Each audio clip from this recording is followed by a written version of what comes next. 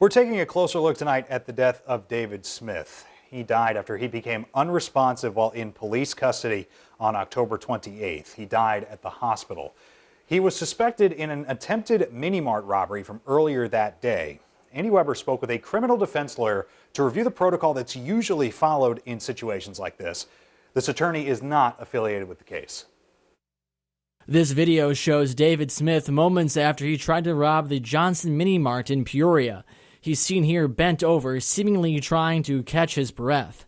Police later arrested Smith on South Saratoga. They found him lying in a yard. They say he was going in and out of consciousness when he was placed in the back of a squad car. When medics with advanced medical transport showed up, they took his vitals.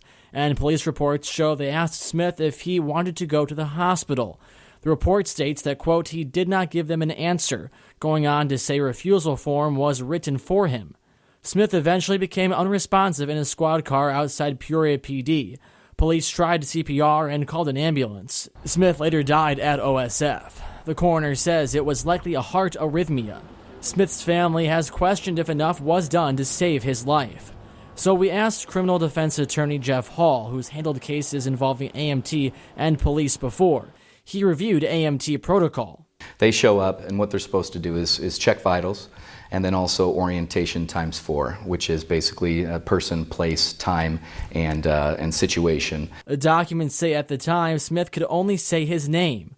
Hall says when someone refuses care, medics need to make sure the person is not a high-risk refusal. In other words, their mental state isn't impaired. The medic will call a doctor on call at OSF or at a hospital and then go through the symptoms, go through what's going on, and then the doctor clears it or tells them to bring him in.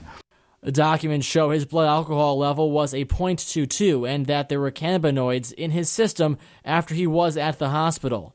Were all those things present? Because if they were, then there were checks and balances and they followed protocol. But if any one of those were, say, deviated based on the facts, based on observations, based on the investigation being put together, there could be problems.